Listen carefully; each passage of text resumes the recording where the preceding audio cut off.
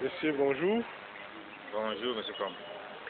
Est-ce que vous pouvez vous présenter à nos internautes et téléspectateurs? Oui, moi c'est monsieur John Mathias. Je suis actuellement vice-principal au collège Saint-Gervais de Souza. Vous êtes donc enseignant. Est-ce qu'on peut savoir depuis combien d'années vous enseignez, monsieur Djongé? Je suis enseignant mathématique depuis pratiquement 22 ans. Pour être précis, depuis septembre 90. Alors 22 ans, ça fait beaucoup d'années d'expérience. Tout à fait. Alors, est-ce qu'on peut savoir ce qui vous a amené ici au lycée Josse en ce jour, Oui, mai 2012? Nous avons reçu une convocation du délégué régional pour une réunion traditionnelle appelée communément la sectorielle de fin d'année. Il était question pour le délégué régional de s'assurer que les centres d'examen sont fin prêts pour accueillir différents candidats de pré-examen session de juin 2012. Ok, parlant justement des examens officiels. Nous en sommes au crépuscule. Alors, après vos 22 années d'expérience professionnelle, vous avez certainement des conseils généraux que vous pouvez prodiguer à nos élèves qui pourront suivre ce documentaire. Oui, monsieur, comme nous savons que nous sommes à quelques semaines des examens officiels, et je voudrais préciser également que ces examens se préparent dès le premier jour de la rentrée. Quels conseils pour nos différents candidats?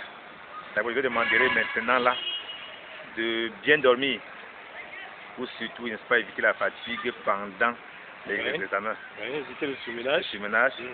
De beaucoup lire, c'est-à-dire mettre beaucoup plus l'accent sur la lecture du cours.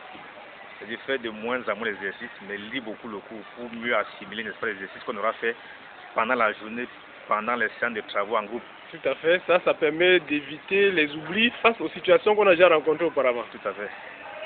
Autre chose, dans son emploi de temps d'études, inscrit des temps de détente. Par détente, je voudrais dire faire un peu de sport, pour changer un peu. Comment rencontrer des amis qui ne font pas de la... stress. Très bien. Oui. Puis, lire, faire une lecture, distraction. Par distraction, on peut lire 100% jeune, on peut lire un roman de conte. Planète jeune. Planète jeune, oui. C'est-à-dire lire ce qui ne cadre pas avec préparation examen, Oui. pour changer un peu. Après une, 2 heures, on pourra revenir, n'est-ce pas, dans les cahiers, dans les livres. Autre chose, pendant l'examen, apprêter le nécessaire la veille.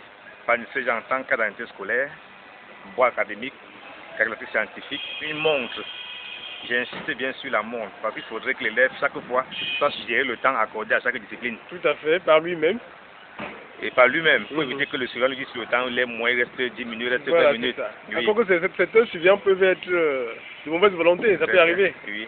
Et on a remarqué que quand on leur rappelle le temps, ils trouvent plutôt qu'on les gêne. Ils disent très souvent, monsieur, vous nous embrouillez. Tout à fait. Ça fait beaucoup paniquer. Tout à fait. Éviter également les commentaires après les différents sujets. Oui. On garde ces commentaires pour la fin de la composition.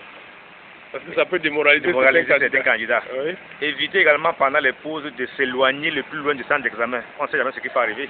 Il peut arriver un contretemps qui amène à reprendre plus tôt que prévu. Et si vous n'êtes pas très proche, vous n'allez pas vous retrouver en train de faire des compétences scolaires. Ça, c'est vrai. Voilà quelques conseils qu'il peut prodiguer à nos différents candidats. Ok, M. Djongé. Nous vous remercions pour votre disponibilité et surtout pour votre détermination à aider les jeunes qui vont affronter les examens officiels bientôt. C'est moi qui vous remercie. Merci une fois de plus et à la prochaine.